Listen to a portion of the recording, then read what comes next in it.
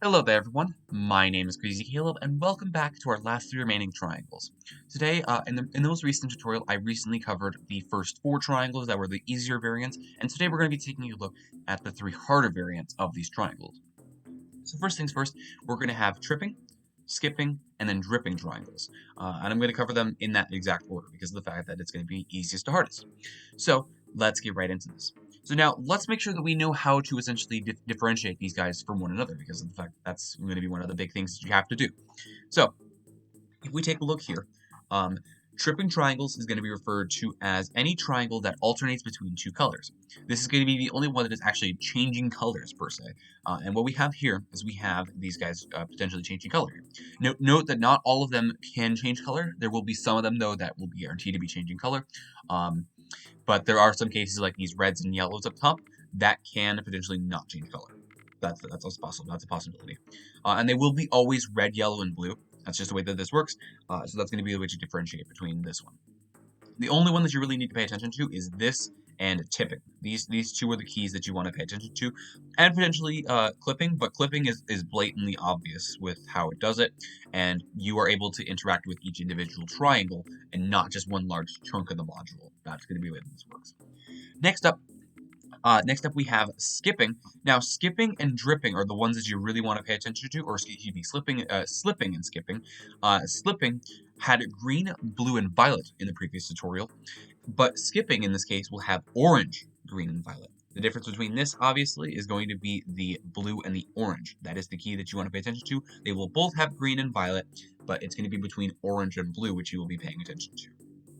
And finally, our last boy here being dripping. Dripping is going to be a bit obvious. It's going to be a red, orange, and yellow. In this case, this is what it looks like right here. That is going to be the only one with red, orange, yellow. It's pretty easy, but understanding how the color schemes work for each of the triangles is going to be very important for differentiating work. So let's get right into this, and let's start taking a look at tripping triangles.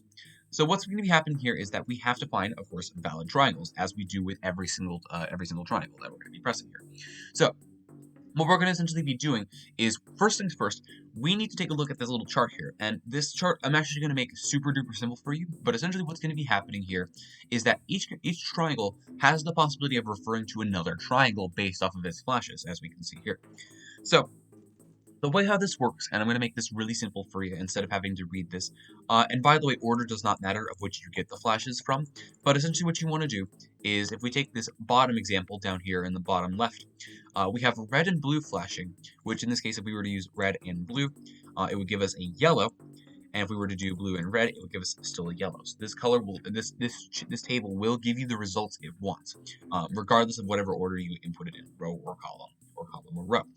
So to make this table really simple, there are three colors present in this module, and what happens here is if they happen to be the exact same color, what's going to be happening here is that they stay the exact same color.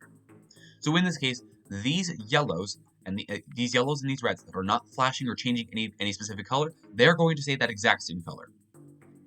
And in the case of where they are flashing two different colors, the color that is going to be the true color is going to be the one that is not present in those two flashes. So it's either the exact same, which equals the same, or it's two different ones flashing. It's the one that is the odd one out, the one that is missing. And this table can be proven here. So we have yellow, red. This corresponds to blue. We have a red and a blue, as we just did. That corresponds to yellow. We have a yellow and a blue, which corresponds to red. And just like that, that table proves that that's exactly what you need to do for this module. So you really don't actually need to do, for example, if you were a diffuser, all you simply need to do is you simply need to read out each of the individual triangles without actually giving the whole readout. You don't really need to do the interactive, as long as you understand that if you happen to have two of the exact same color, they equal to the color that is staying what it is. And if there happens to be two flashing, like this red and blue, the missing one is going to be that true color, because we have to figure out the true colors for the second step of this module.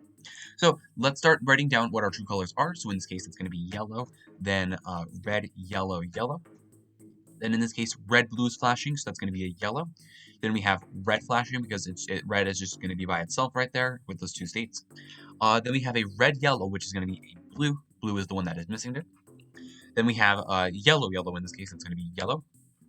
And then we have red, blue again, which is going to be corresponding to a yellow. Lots of yellows, which is very interesting. So now, this is where we get into the second step of this module, and it's probably one of my favorite ones that I like to do, quite frankly, and it is quite fun. So once we have our triangle's true colors, we're going to refer to the below diagram, and while also noting down the triangle's orientation. Now, it is very important to note that pretty much if you tend to do it in reading order, it will look exactly like it does in the diagram. It will always be this way, and this is what each triangle is going to look like. It will be either up or pointing down in this case. So we'll have up, up, down, up, then up, down, up, down, up. That's the way that this always will work. So let's take a look and let's see what we need to do for this. And the orientation is very important, as you can see based off of this chart here. If it happens to be pointing, for example, these two yellows, if it happens to be pointing up, we need to move to the top left side. If it happens to be pointing down, we need to move to the bottom right side. Keep that in mind. So, what exactly are we going to be doing with this information, and why do we need to necessarily note down the orientation? Because it's going to be helping us find out which adjacent triangle it is referring to. Triangles matching the orientation and the color shown in the diagram refer to triangles reached out by the following direction of a corresponding arrow. So each of these arrows are essentially going to be what it refers to. And I believe it is possible. I'm not sure if it's possible. It should not wrap around, and I don't think it actually goes off the edge as well. I don't think that there's ever going to be a case where it goes off the edge. Of course, I'm bound to be proven wrong here. But a triangle is valid if it is not referred to by any other triangle. And note that this can change when a triangle is pressed and it turns off, and it no longer refers to any of the other triangles that it was referring to. So potentially what could happen is you could find yourself in a large chain where the first triangle that you click is referring to something else that could be potentially clicked later on, and so on and so forth. There's also the case of which you can get where you're never going to be pressing these two positions, where they get stuck in a loop. That's going to be where you want to pay attention to. And the perfect example that I can give you right now is these two reds right here. These two reds are vital for what we want to avoid here. Because if we take a look, the red that is pointing up in this case, this orientation is pointing up. It's going to be referring to the one that is going to be in the down face. And then the down face is going to be, and the one that is pointing down is going to be going up. So in this case, it is going to be they are going to be both referring to each other. We want to avoid those guys, and in this case, we know for a fact that we're never going to be pressing these two guys, ever. Same case with this one. We have two yellows here that happen to be referring to each other, and if we take a look, no. These do actually refer to each other, yes. So this is going to be the up triangle. The up triangle is referring to the one that's going up to the left here, so in this case, it's going to be referring to this guy. And this guy is referring to the down to the right, which is this guy. They both refer to each other. This means that we're not going to be pressing these guys either. So we've already eliminated a couple options here. That's perfect. That's exactly what we need. So let's figure out what we're going to be doing with the rest of this module here.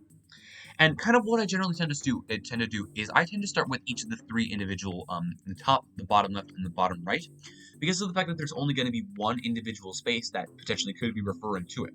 In this case, the top is only going to be right here. You are going to be right here, and you are going to be right here. Those are the possible options which can be referred to each of these guys. Those are the only cases they can be referred to. Remember, this is not going to be including the corners. There should only be adjacent sides based off of the edges, not specifically the corners. So, and one of the things that we've already figured out is the fact that these guys are going to be referring to each other, and these guys are going to be referring to each other. So that means that regardless of whatever these guys are referring to, we've already figured out that they simply cannot be referred to because of the fact that these guys are referring to something else. So we can click these guys, we can click these two safely, just like that. Now, it's going to be focusing on these three right here, which we need to figure out if we can click. This is the fact that we've already determined these two are never going to be clicked, and these two are never going to be clicked because they're simply referring to each other.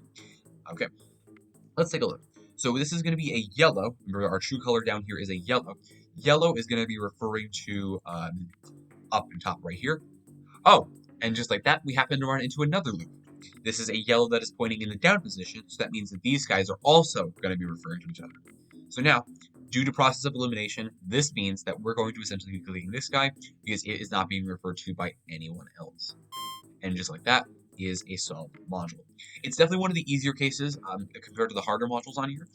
It's just understanding that as long as you understand the true colors and how the movements work, for the most part, you can generally tend to find cases where it sort of loops like that really easily. In that case, that happened to be quite a few examples right there. But I would advise using the corners really easily because they are only going to be referred to by potentially one individual triangle each. So now let's get into our second module here, and this is going to be skipping triangles, which is going to use a very similar concept. However, there's going to be a bit of a different way that we need to approach this module.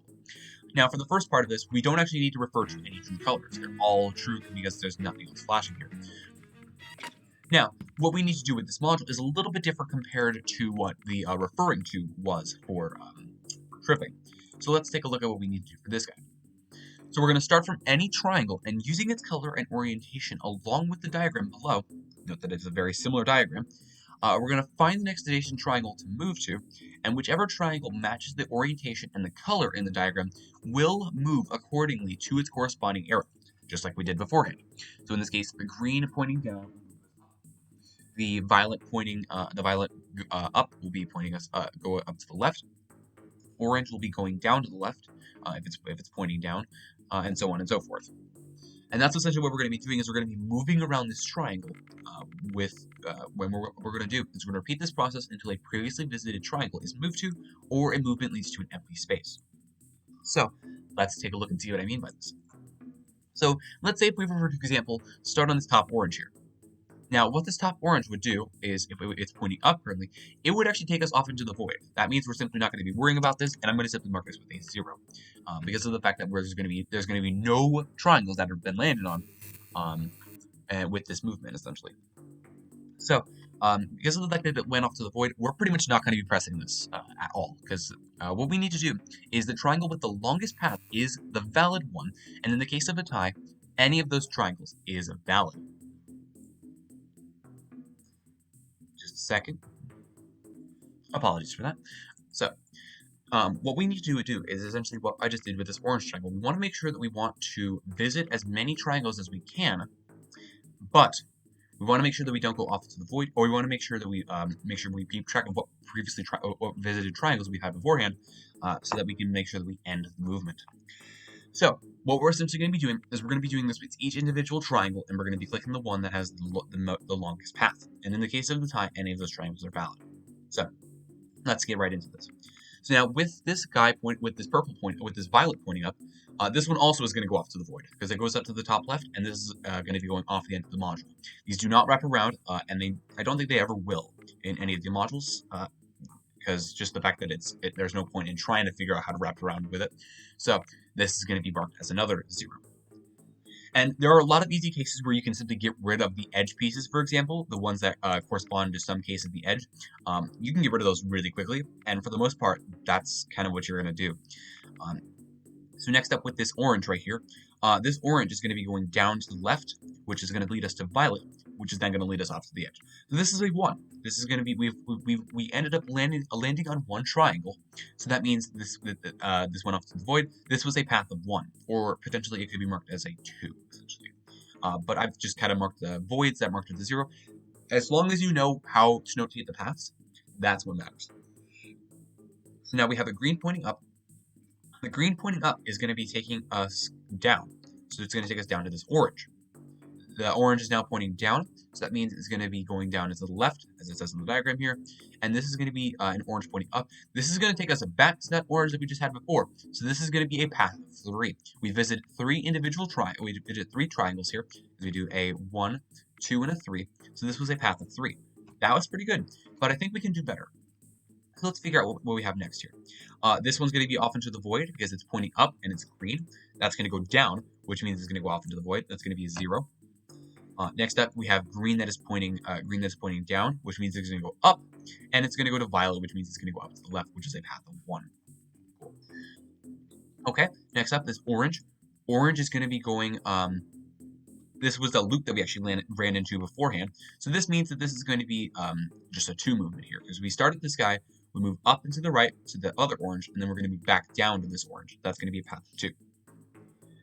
Then we do the exact same thing here. 1 and 2, that's going to be 2 again.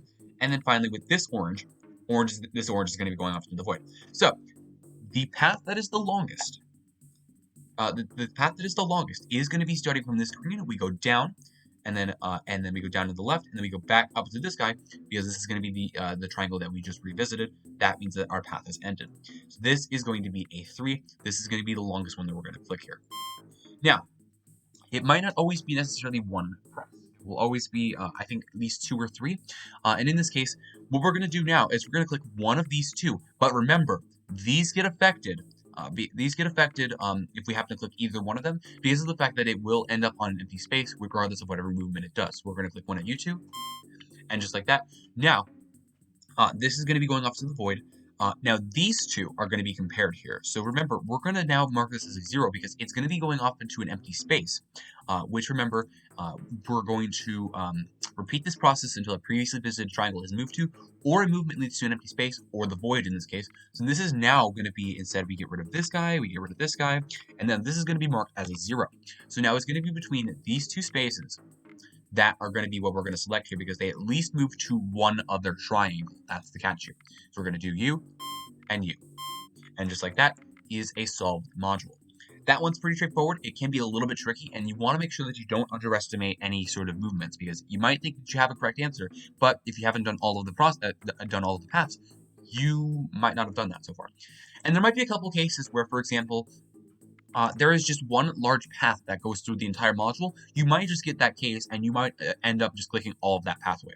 But for the most part, that's what you need to do with this mod. That's how you do that one. And now, let's go down to the dripping triangles. The dripping triangles is very similar to a module called chili beans. For those of you who know that, it's very similar to this, and it actually isn't too bad at all, quite frankly. It is just very error prone in some instances. So now, what we need to do is we need to essentially note down each of these colors, but instead of noting down the colors, I'm going to note down these numbers that are associated with them. So let's do this. So we have yellow is worth 1, orange is worth 2, and red is worth 3. So now, let's take a look. So we have 2, then we have a 1, 3, 3, then we have a 3, 3, 2, 2, 2. Okay, now, with this in mind, what we need to do is we need to identify 3 valid triangles which are going to be present. This is always going to be guaranteed to be 3 because of this condition. So let's take a look at what we need to do here. So when a triangle that has a value that is greater than or equal to 3 is coupled, its value is subtracted by 3, and each of the adjacent triangles' values is increased by 1. So allow me to demonstrate here. And what we're essentially going to be doing here is we want to keep doing this movement each individual time until there are no more 3s left. That's what we're going to be doing here. And it does get quite interesting, and trust me, it can be very error prone and very easy to mess up. But what we're going to do is we're going to keep toppling the triangles that have a value greater than or equal to 3 until none are left. And at this point, the valid triangles are the ones that have a value equal to the number of triangles pressed so far. And after pressing a triangle, discard all values and start over, considering the triangle that was pressed as an empty space. Empty spaces should not receive a value. This is all we're going to be doing with this module, and let's get right into this. Now, make sure that it's important to note that that this is going to be referring to adjacent triangles. Adjacent triangles are ones that have the same edge. So in this case, the ones that are adjacent to this triangle is going to be this red over here and this orange down below. These two guys right there. And likewise with any other case, it's not going to be referring to these little tiny corners that essentially meet up with them. It is going to be only the maximum that you can get is 3 individual edges. That's the way that works. So let's get right into this. So remember, now what we're going to do is we're going to subtract 3 for each value that is greater than or equal to 3. And generally what I like to do is I generally focus on one individual value at a time. It's just much easier to do it that way, and just instead of keeping track of trying to do multiple things at once. It just doesn't work. So now let's do with this first 3 right here, which is going to be marked with a 0 because we're subtracting it. And then we're going to add 1 to each of these individual adjacent positions. So it's going to be a 2, a 3 at the top, and then this is going to be a 4. But we're still going to subtract 3 from this. We're not going to get rid of the entire value. So this is going to instead become a 1. And then now what we're going to do is we're going to add 1 to these 2 guys right here. So it's going to be a 1 and then a 3. Let's get rid of this 3 up at the top. It's going to be a 0. We're going to only put this down to a 2. This does not loop around at all, as I mentioned. So we're going to be we're not going to be like trying to loop down to the bottom here or something like that. It just doesn't work like that. All we're simply going to do is we're going to do some specific movements here. So now this is going to be a 0 right here, down to the bottom here. The only one that's adjacent to this is right here. So that's going to be marked with a 4. We're going to subtract 3 from this. This is going to be a 1. We're going to add 1 to all of our adjacent triangles here. So that's going to be it's going to be U, and U. So it's going to be a 3 and a 3. And now you can understand why this module can go on for quite some time. It is rather quite a tedious process, but the concept of it isn't too bad. It's just it's just doing it can be quite tiresome and very easy to mess up. This is going to be a 0 right here. This is going to be a 3 and 2. This is going to be a 0 here. We're going to do a 1, 1, and a 2. This is going to be a 0 right here. The only two adjacent ones are going to be U and U. So it's going to be a 3 and a 4. This is going to be a 1. Let's do 3, 1, and 3. This is going to be a 0. This is going to be 1 and a 2. This is going to be 0. This is going to be a 3. This is going to be 0. This is going to be 2, 2, 1, 1. This is going to be a 0. This is going to be 2, 2, and 3. And then finally, to end this thing up, this is going to be a 0. This is going to be a 1, a 2, and a 1. So now, with all of this done, what we want to do is, at this point, the valid triangles are the ones that have a value equal to the number of triangles pressed so far. In this example, we have pressed 0 triangles so far, so this means that we're going to be pressing a value that has a 0. So in this case, this guy. Just like that, that's good to go. And now we're essentially going to rinse and repeat for these guys, but we're going to ignore this position, which actually can be quite beneficial for us because of the fact that it's going to prevent less 3s from going all over the place. And the best case I think you can get for the third stage would be having both of these guys be present, or both of these guys be empty rather, because that blocks these two halves off from one another, and that makes it really, really simple. And it also blocks this one off from the rest of these guys.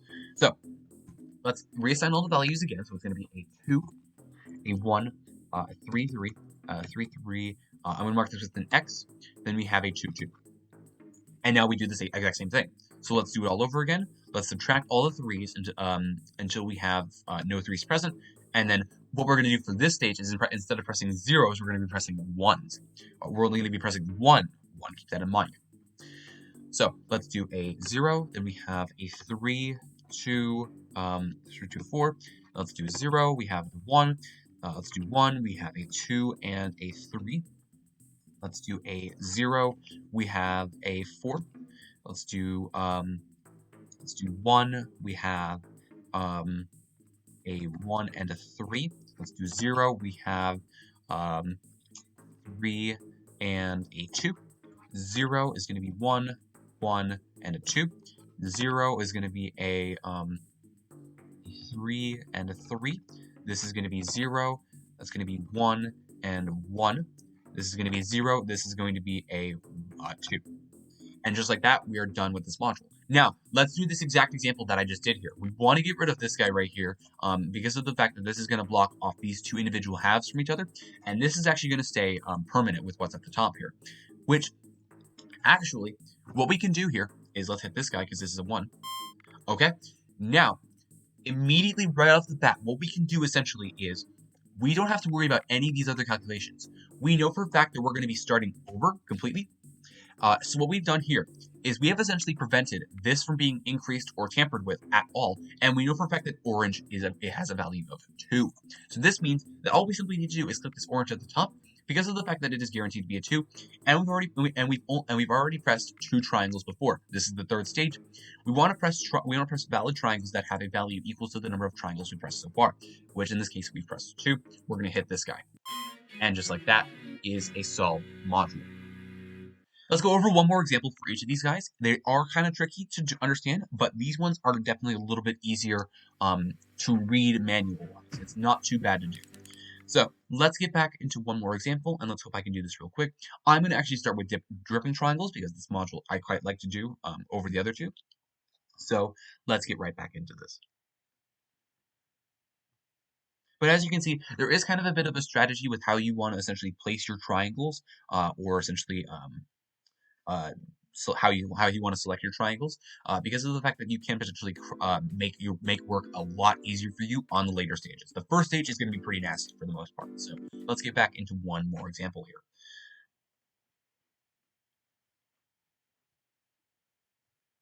Let's take a look. Okay, so this is going to be the red, orange, and yellow one. So let's find that one, which is right here. Ooh, okay, this will be interesting.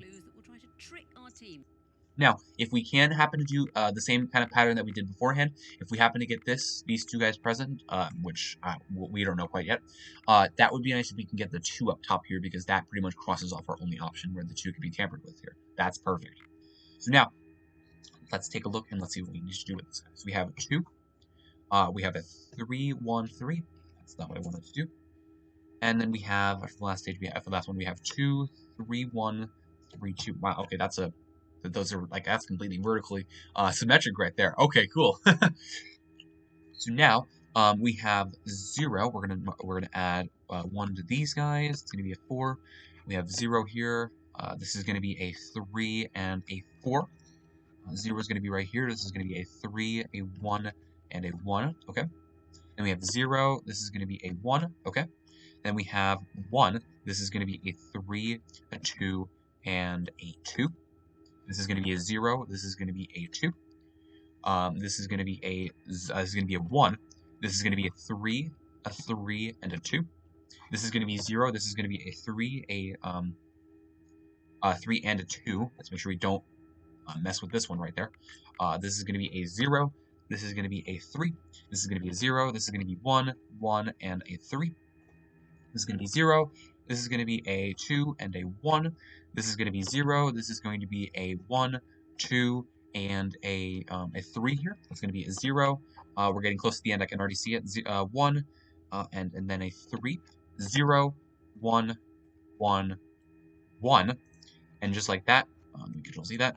We're at the point of which we've done all of the 3s. There are no more 3s left on the module. This means that we're going to be selecting the one that has 0 triangles present, a value of 0 rather, because we have not pressed any triangles so far. So we're going to hit this middle guy here. Okay. So now let's do it all again. So now we're actually at a good point right now. This is actually really good for us right now because we have pretty much guaranteed that our last press could potentially be at the top right here. So let's do this again. 2. Then we have 3x3. Then we have a 2, 3, 1, 3, 2. I think the biggest thing that we need to pay attention to, that we need to remember, is the orientation of the triangles. That's going to be what you have here. And thankfully, it has provided you with a diagram at the top here to make sure that you remember that. But I think what screws people up the most, and it almost screwed me up again, is thinking that you have some adjacency here and here, and these 2 middle points right here. You do not. You do not have that, in fact, at all, because of the fact that this little corner does not mean it's an adjacent edge. These little 2 sharing spots right here do not mean an adjacent edge. So let's do it all again. So we have a 0, and then we're going to only be adding 1 to this. So that's going to be a 4. Then we have a 1, then a 3, and then a 2. This is going to be a 0. That's going to be a 2. This is going to be a 0. That's going to be a 4. This is going to be a 1. That's going to be a 3 and a 3. This is going to be a 0. This is going to be a 2. This is going to be a 0. This is going to be a 3 and a 3. Okay. This is going to be a 0. We're going to have 1, 1, and a 1. And then we're going to have 0 here. This is going to be a 1 and a 1. And a 2 in the middle here. Okay. So now, what we've determined here is we've determined that at this point, any valid triangles, so we've only pressed 1 valid triangle so far. So this means we're going to be pressing the values that have 1 present in them, which can be any of these 4 positions for this stage. So let's press this guy. Not it, I'm afraid. I do not know why that was wrong. We can press that. I did not mean to do that. And as you can see, this is the whole validity error of this. I'm going to keep going, and we're going to act like that never happened. So for those of you in the comments, please ignore this. Apparently I messed up somehow. I don't know how I did, but let's ignore that. And I hope you guys understand that. Let's take a look at tripping triangles. Yeah, sure. So let's do what we did beforehand. Let's do what we did with this table. Let's figure out our true values here. Let's do, it's red and blue is missing yellow. It's yellow and blue is missing red. It's yellow, yellow, so that's going to be yellow. Blue and yellow is missing red. Then we have a red and yellow is missing blue. Red, yellow is missing blue. Red, yellow is missing blue. Red, red is blue. Blue, blue is blue. Yeah. That's our truth values figured out right there. And now let's start doing the referring to states. So let's take a look at the corners here, and let's see if we can figure out anything that we need to worry about here. So actually, instead of taking a look at the corners, we want to take a look at these three positions right here, and let's figure out what they determine. So yellow, in this case, is going to be pointing down for up top. That's going to be referring to the down right position. So this is not going to be referring to top. We can safely press this guy right here. Just like that. Now, let's take a look at you. You are currently a blue. Blue is pointing down. It is referring to this bottom left position, so that means we cannot press this one safely right now. Now, this blue is pointing to the up position. Now, this is actually a loop right here. Since both of these are blue, and they are in the exact opposite directions, they are both going to be referring to a loop here. So this is not going to be good for us right now. So now, we can simply ignore those two. We're never going to be pressing these two because of the fact that they are stuck in a loop. As we can see, the blue triangle is pointing up, as we can see, and the down triangle is pointing to the down right. These two are referring to each other. We cannot press those guys. Now, let's take a look at this red here. This red is going to be pointing in the down position, so that means it's going to be going up. So it's not referring to the bottom right here, so we can safely press that. And whatever it was referring to, we don't care about anymore. So let's check. So now what we need to do is we need to check each of these individual guys, and let's see if we can find any other loops that we could actually be looking for. Now this was a blue. This blue is referring to is this a blue? This is referring to up right because it is a pointing up triangle. So this means that we are going to be essentially be able to press this guy because it's referring to the other one, and the red is referring to the up as we've determined. So that's going to be good to go. Now, let's figure out what we have here. This red is also in another loop here. This is actually going to be another loop right here that we have because of the fact that these are both true colors of red. The red is going to be pointing down if it's positioned in the up position, and the down one is going to be pointing up. So these two are referring to each other as well. So now what we're going to do is we're going to focus on these two guys, which means that we should be able to press both of these guys because of the fact that the module has not solved yet. So the red is going to be referring to the down position, and the yellow, as we've determined, is going to be referring to this guy right over here. So we can safely press both of these guys without having to worry about them because they don't refer to each other. So that's perfect. And just like that, it's a solved module. So let's take a look at one last example. So it's skipping triangles. And our goal here, if we remember, is going to be trying to find the longest path which we can safely take based off of this diagram here. So from the top, these two are actually going to get stuck in a loop immediately, so this is going to be referred to as a 2. Because of the fact that both of the greens happen to be adjacent to each other. Perfect. Okay. So the same thing's going to be happening with this green, so we can simply mark this guy with a 2 down below. 2. And now, let's take a look at this orange here. This orange is going to be going up and to the right to this green, and it's going to get stuck in this loop again. So this is actually going to be a 3. This is one step greater. The violet is also going to get stuck in this loop here, so it's also going to be a 3. Lovely. And then we have these greens down here. This one is pointing up. It's going to go down to the void, so we're going to mark this with a 0. We don't care about you. There we go. This green is going to be going up. Then it's going to go up and to the right, then it's going to go up and down. This is going to be a 4. This is pretty good right there. This green is pointing down. It's going to go to the void. It's going to be a 0. It's going to be going up. And then it's also going to get stuck in this loop again. That's going to be great. Lovely. And then this orange is going to be going off into the void. We don't care about you. So now, what we're essentially going to be doing here is until the module solves, we're going to be clicking both 4s because they both have a tie. These are the greatest paths here. So we're going to do Then we're going to do the 3s. And then we're going to do one of these guys here because they will go off into the void. And just like that is a solved module. That was a really nice example of a path that I got there, and I'm glad I continued with that example. Apologies for the dripping triangle strike. I really don't know what happened there. I felt like I did everything perfectly, but of course I probably just brain farted there for a minute, and hopefully you guys will excuse me and not roast me in the comments for this. As always, thank you guys for watching. Remember to stay crazy, stay cool, and I will see you guys in the next one. Bye-bye.